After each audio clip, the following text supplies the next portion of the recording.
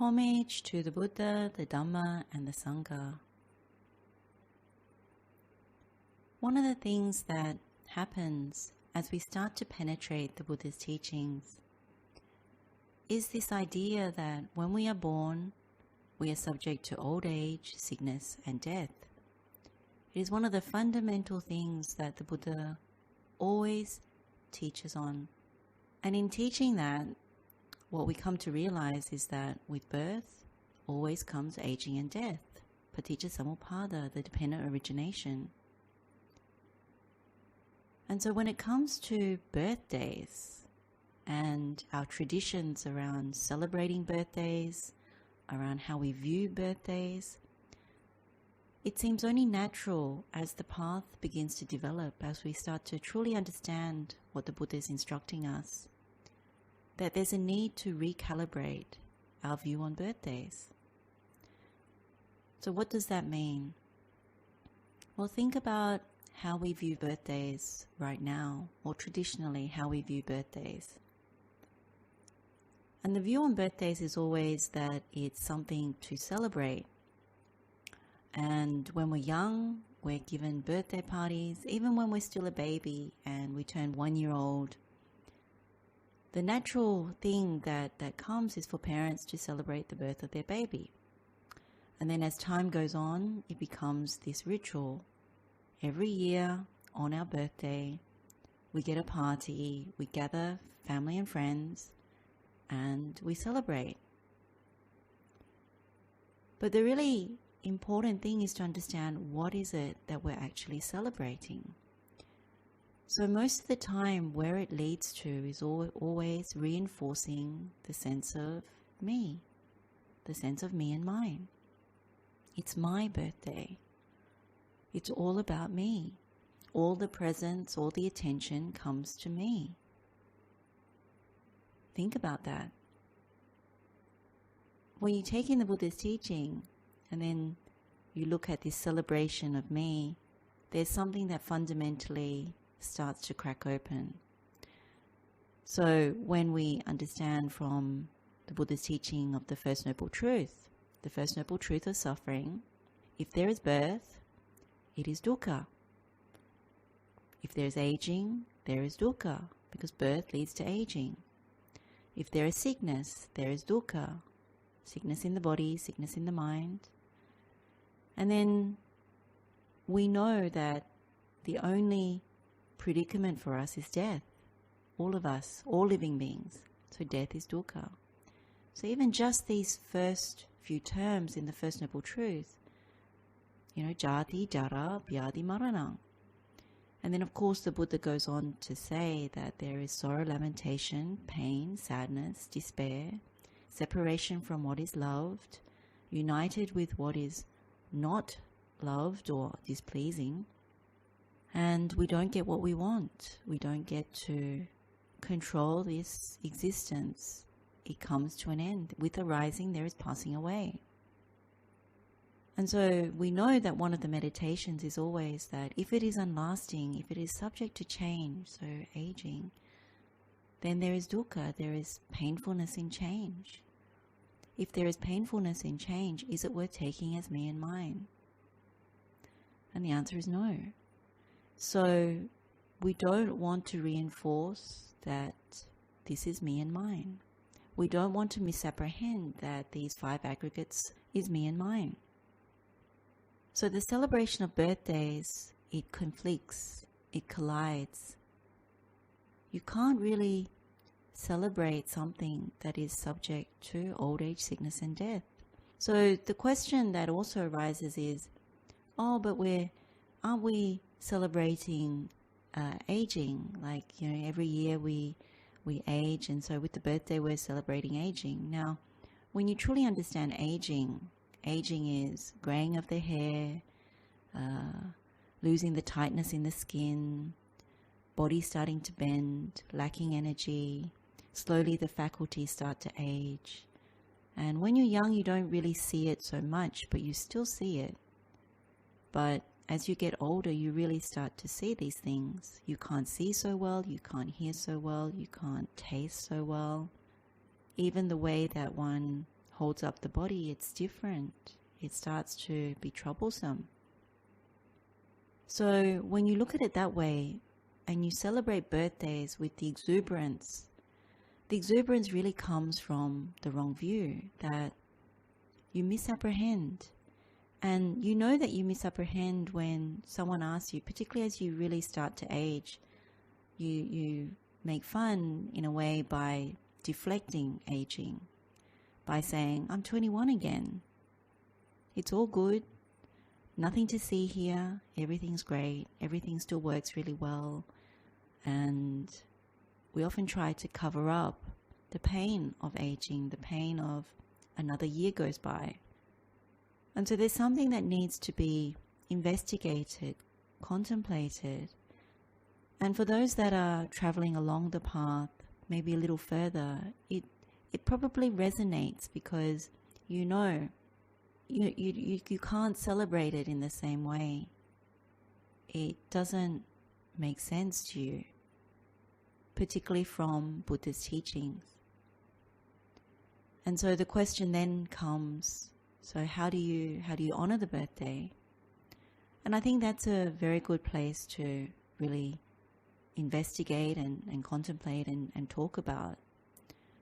Because it's not about knowing the Buddha's teaching and dishonoring birthdays, because there are things to be honored, to be celebrated, but in a different way. One of the ways is really around honoring the fact that it's difficult to gain a human birth. And so what does the Buddha say about this? If you remember from the Dhammapada, there's a verse or the saying of the Buddha, and it's Dhammapada verse number 182. And what the Buddha says in this particular verse is, difficult it is to gain a human birth. Difficult is the life of mortals. Difficult is the opportunity to hear the true Dhamma. Difficult is the arising of the Buddha. And this particular story was about a Naga king and how he was waiting for the next Buddha to come. And so he would send his daughter out, I think twice a month or something like that. And he would send her out with some questions. And if a person could answer those questions correctly, then he would know that a Buddha has come into the world. And the gift to the person who correctly answered the question was to have the hand in marriage of his daughter. And so this particular Naga king really knew the worth, the value of the Buddha, and so was really waiting for the Buddha to come. And so difficult is the arising of the Buddha resonates with that. But the first part of the verse is, difficult it is to gain a human birth, and difficult is the life of mortals. I mean, that's the thing, that it is truly difficult to come into the world, and we don't really understand how difficult it is to be born as a human. Many of us presume that it's easy, that once we die, we're in Dhamma, we could easily come into a human birth, but certain factors, conditions need to be in place. And it's not so easy, particularly if you don't have the right view and if you don't have virtue. What Buddha says in the Byasana Sutta is that one falls down, one actually is literally dragged down to the lower realms. And so when you think about in this particular existence coming into a human birth, it is a very, very precious thing when you hear about how many beings end up in lower realms and have to work through, pay off all the bad karma. And so as we know in this current existence, there are many people that don't have right view, that have very poor sila, and their fate is very dire. And they don't realize how important this birth is. They spend time doing frivolous things, doing very unwholesome things, and waste the time that they have as a human. And so devas, when they view that, they're actually not happy about that, because they actually know the value. Devas actually know the value of human birth, the ability to come to the Buddha's teachings, the value of making punya in this lifetime as well, and developing more conviction or saddha towards the Buddha Dhamma Sangha. And so that's one of the things that when one's birthday comes along, the contemplation of how difficult it is to gain a human birth is something that needs to be honored and reflected upon. And when you see how difficult it is, and even to know that despite being born as a human, the amount of dukkha one experiences, this is a blessing, because it's only through seeing, in many ways, the different realms in the human existence. You see both the heavenly realms as well as you see the hell realms, like representation of it, not as bad as it can be and not even as great as it can be. So not even as bad as what the hell realms could be like or how dire it can be, but you get a glimpse. And same with heavenly realms. We can't fathom probably how great it can be, but we get an idea even from the human realm. And so what do we do with this realization about the difficulty to gain the human birth and how precious it is? Well, you come to a place of gratitude. Gratitude to come into a human birth and being able to hear the Buddha's teachings, even though it's not during the time that the Buddha is actually around. But the teachings of the Buddha still linger around. And so we are very fortunate for that, that it is still possible to find the Buddha's teachings, to hear them with the right meanings, to have them explained to us. And so where we come to when we meditate in this way with this idea, how precious, how grateful we are that the Buddha's teachings are still around, that they haven't fully disappeared, because there will come a time where one is born into the human realm and true Dhamma does not exist anymore. And so with that, when you meditate on it, one can have a lot of gratitude, and that one can penetrate the truth. One can walk the same footsteps as the noble ones, the arahants, the anagamis, the sakadagamis, the sotapannas.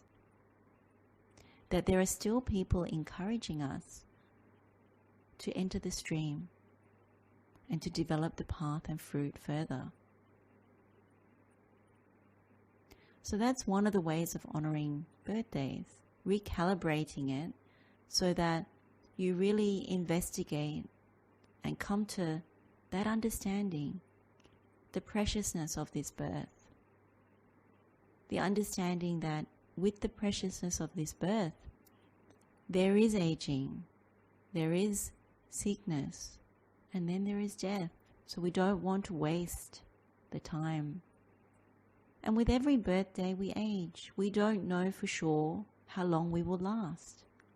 And in that respect, birthdays don't become something that is, wow, it's all about me.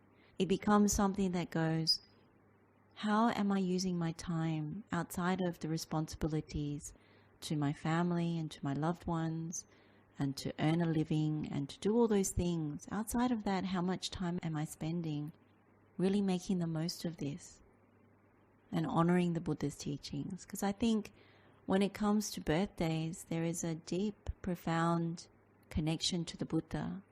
When you see birth leads to aging, sickness and death, you want to honor the Buddha, you want to respect the teachings, and you want to be around the noble ones, to connect with the noble ones. And then the second thing that arises from that when it comes to recalibrating our view about birthdays is honoring our parents. The parents in this particular lifetime are the ones that gave us the opportunity to come into the world. They're the ones that guided us in terms of our formative years, where we were fully dependent on them, and in terms of making sure we were fed, making sure that life was as easeful as possible. And of course there are situations where it's not quite ideal with parents, but irrespective of that, the one thing that you can be grateful for is always that they gave the opportunity to come into the world, both parents. And despite how the relationship is, even if you don't have a good relationship or a smooth, easeful relationship with one's parents, even despite that, one still can honor parents. Because it's not easy. If we are parents ourselves, then we know that it is not easy to be parents. That there are always challenges around livelihood, around all these difficulties. And that's part of the Buddha's teachings as well, that birth is dukkha, is something to be reflected upon as having to look after this body. You know, the body is the vipaka kamma, the resultant kamma of our actions, our previous actions. And so having to earn a living, having to study, having to be stressed over things in our life, relationships, looking after material assets, having to deal with the world, all the people in the world that trouble us. That's part of jati dukkha. And so when we think about our parents, they withstand that for us when we can't do so when we're young. And so on our birthdays, it's a really good opportunity to honor them, respect them. One of the things is, on your birthday, rather than thinking about oneself, you connect with your parents on that particular day and you thank them. You thank them in whatever way is possible for you for giving you this precious human birth and the opportunity to come, to listen to the Dhamma, to practice and to realize for oneself. And if you have realized a certain amount of truth, what you always want to do to repay your parents is always to share with them the truth. And it's not always easy. It doesn't mean that it has to be you. It can be somebody else. So you direct them in that direction, someone that they may find palatable, easy to understand, easy to listen to. And the Buddha says this, the only way we can repay our parents is to share Dhamma with them, help them to free themselves from this whole mass of suffering. Often it's not us that can actually directly do that. We're fortunate if we can directly do it, but it's not easy because parents often view us as their little kids, even though we've grown up. And they remember all the faults and all the things from childhood, so it's often difficult. And so that's why sometimes it's easier to direct them to somebody that we know is knowledgeable in the Buddha's teaching, that has penetrated the Buddha's teaching, has kindness, has compassion, and all the good qualities of a sappurisa, a good person. And so on your birthday, when you express gratitude to parents or treat them instead of treating oneself, then it really honors the situation. It honors almost like the source of where you came from. And maybe sometimes parents don't understand, but it's often good to do that. So you could take them out, you could call them, you could directly just express thank you, much gratitude. And then the other side, or the third thing that one can do, and this list of what one can do for one's birthday is actually endless when it comes to not taking it as me and mine. Because really this is what we're trying to recalibrate, that rather than celebrating birthdays as it's me, it's all about me, we recalibrate it from the right view, not to dishonor ourselves. We can still enjoy a meal with our families and with our friends, but in a more equanimous way. But there are certain things that we can do to really go against the sense of me and mine, not to reinforce it. And so this third way is one of these things. It's really to give out to others. So it can be direct acts of generosity. During this time right now, during the pandemic, like here in Sri Lanka, there are a lot of people who are daily wage earners and they can't afford to not work. So when the country is locked down or restricted and people can't go out to work, then what happens is they are extremely stressed.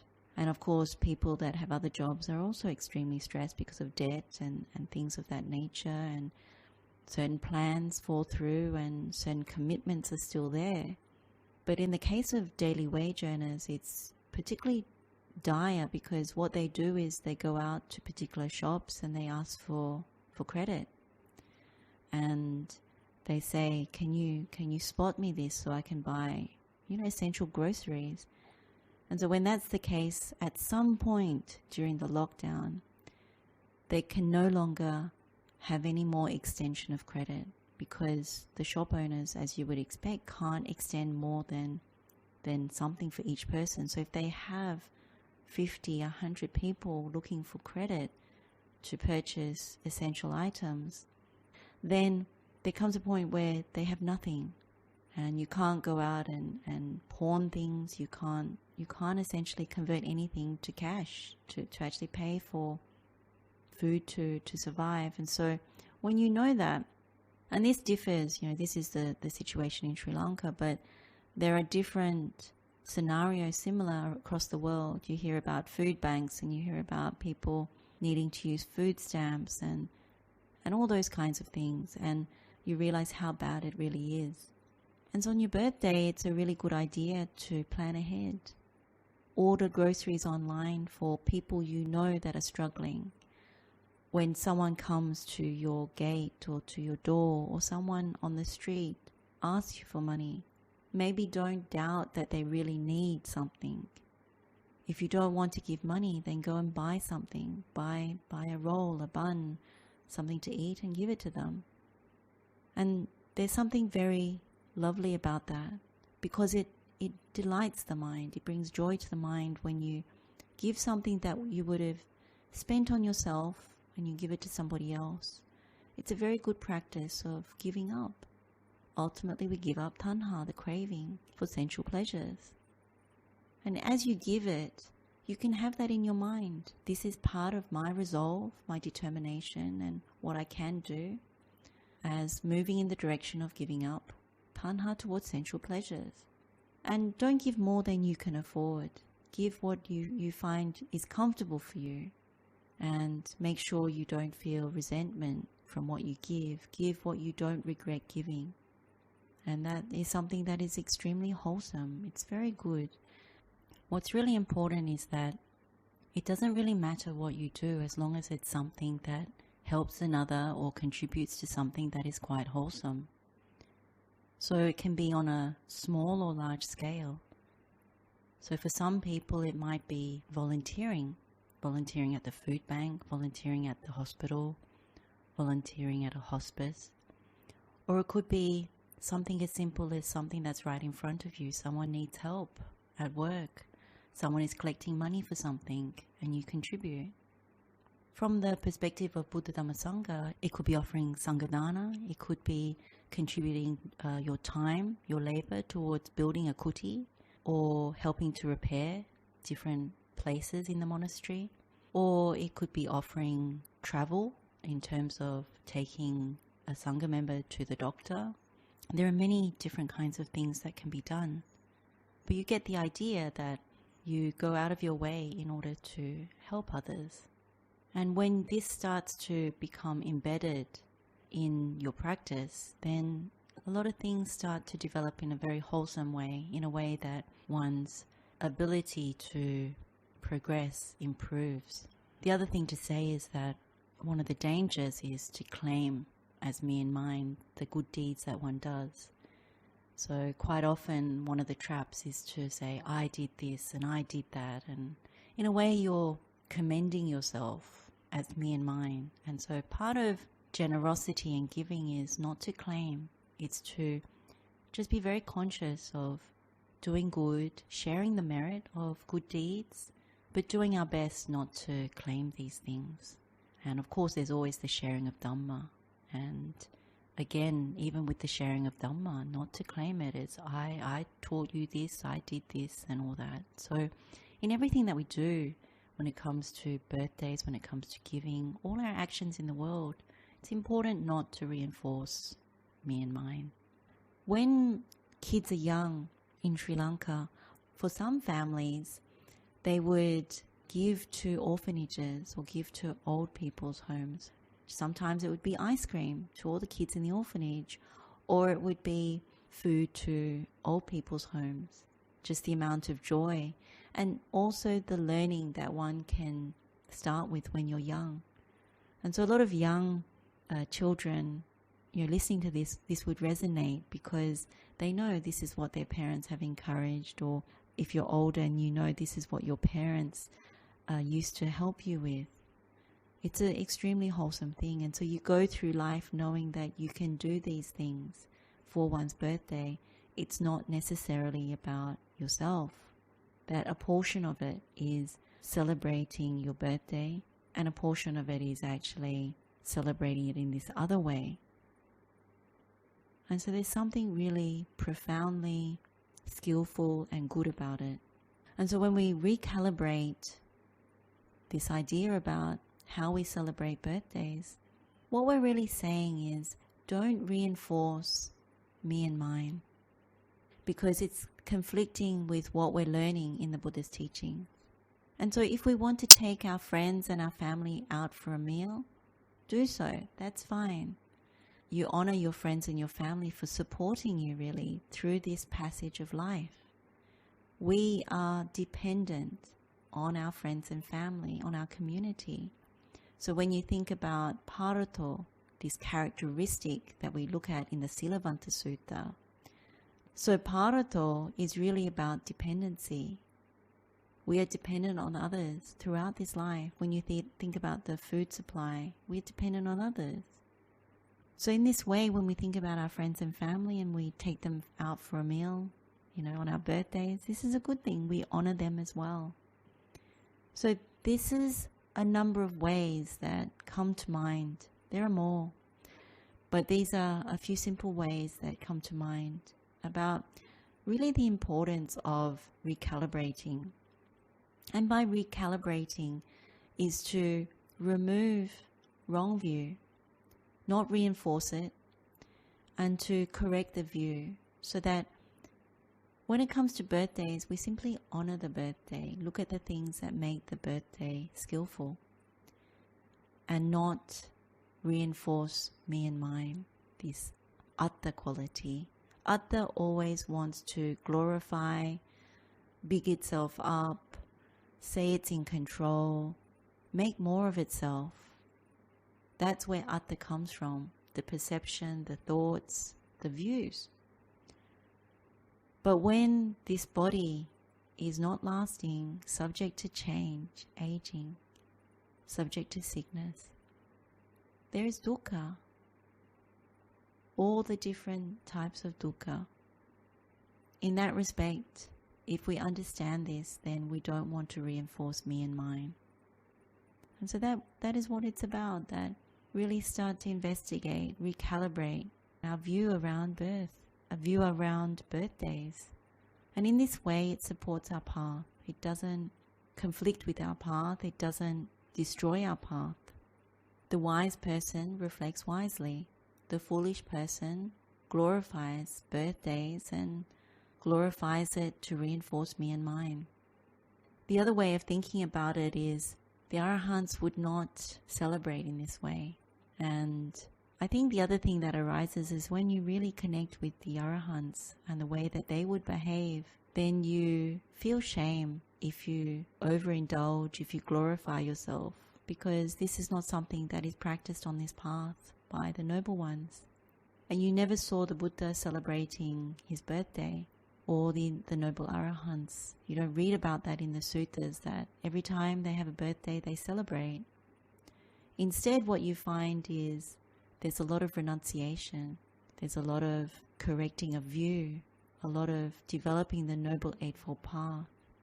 And when you think about the Satipatthana, you think about mindfulness of the body, you're not celebrating the fact that one still looks youthful or manages to cover up aging. Instead, mindfulness of the body, kayanupassana, even this sati is to remember that this body is aging. And so if you celebrate your birthday acknowledging aging, then there's nothing wrong with it. It is in line with the Buddha's teaching. So this is something to consider, contemplate, take what is useful, and what you find not useful, leave behind.